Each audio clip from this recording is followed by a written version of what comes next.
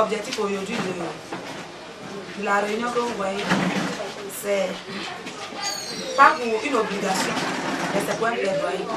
En tant que des femmes victimes de guerre. Ce n'est pas par la force non plus, parce que nous savons que nous sommes dans un pays de... Non seulement nous sommes dans les belles, il fallait bien qu'il y ait des victimes pour qu'on fasse des processus de paix. Et ces victimes là de la guerre, c'est nous qui sommes les témoins oculaires. Et donc si nous sommes là aujourd'hui ce matin, c'est pour attirer un peu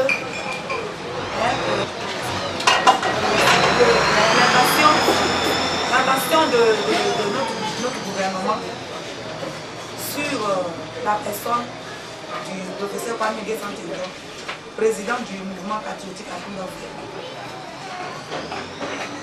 C'est un jeune Ivoirien qui a créé ce mouvement pour pouvoir... Parce que nous ne sommes pas des témoins. Nous ne sommes pas aussi forcément appliqués toute que toute d'Akunda pour dire que nous sommes des fondateurs d'Akunda. Des personnes qui ont été aidées par ce monsieur parce qu'il a vu que la situation que vivaient ces femmes-là était vraiment kamikaze, je peux dire. Donc il nous a tendu la main. Et le moment où nous tendait la main, c'était vraiment un moment favorable pour nous. Mais pour qu'il ait pitié de nous, nous avons souffert le martyre dans cette guerre. Et donc, un jeune Ivoirien s'est levé pour pouvoir nous tendre la main comme lui l'a déjà commencé. C'est-à-dire, s'est levé pour l'épauler dans ses actes, dans ses actions. Donc je voudrais que c'est un cri de cœur des femmes victimes de guerre.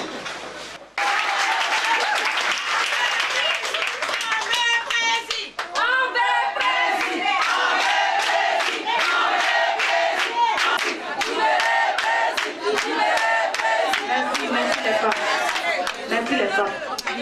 Vous savez, les chers journalistes, c'est vrai, il y a beaucoup de journalistes que je ne connais pas ici. Mais il y a précisément un de mes grands frères que je vais vraiment demander de vous soutenir très fort. Ce journaliste-là, il m'a soutenu depuis venu des zones assiégées, depuis ma douleur jusqu'à aujourd'hui. Ce journaliste-là, c'est quel est le combat que j'ai mené pour les femmes victimes de guerre jusqu'à aujourd'hui. Que Dieu les bénisse. Que Dieu les bénisse abondamment. Tout ce que nous n'avons pas pu faire pour eux, que Dieu fasse pour leurs enfants. Amen.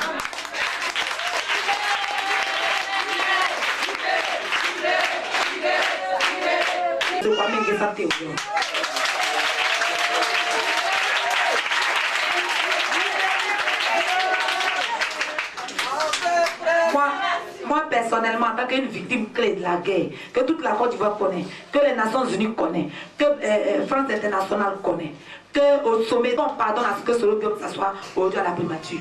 De cette même manière, nous aussi on vient vers eux de nouveau pour leur demander aussi une clémence. C'est-à-dire de pardonner à M. N'Guessan Theodore pour qu'il sorte de là où il est, pour qu'il vienne à notre cheveu. Parce qu'on a besoin de lui aussi. Au nom de Jésus.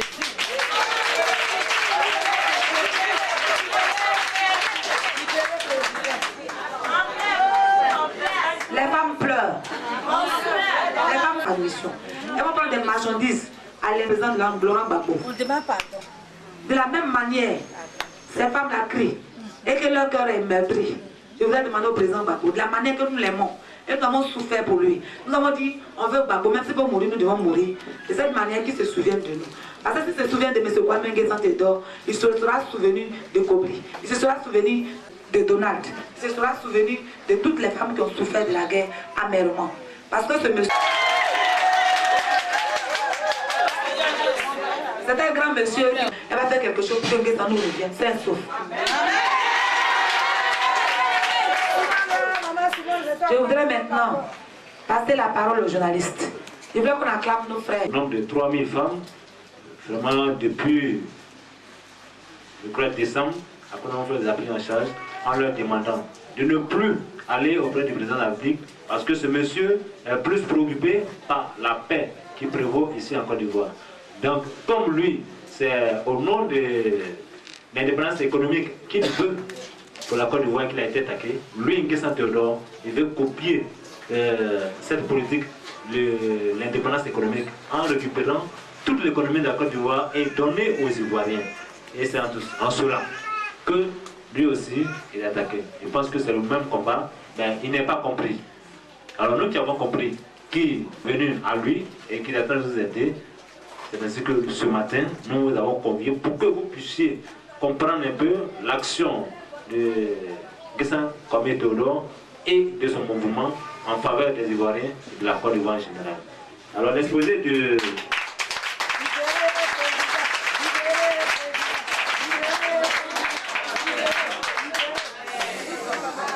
Madame Kobri a fait un exposé. Premièrement, elle a fait la genèse de son union qui regroupe en son sein toutes les femmes qui sont victimes de guerre en Côte d'Ivoire ici. Et en deuxième point, elle a essayé de nous dire comment est-ce qu'elle a fait sa rencontre avec le mouvement patriotique à Frère, dirigé par le président Kwame Théodore. Et en troisième point, elle a cité un peu le projet que M. Kwame Théodore a réalisé en faveur des victimes de guerre. Et en quatrième point, vraiment le désespoir et le cri de cœur des femmes victimes de guerre après l'arrestation du président du mouvement patriotique à Frère.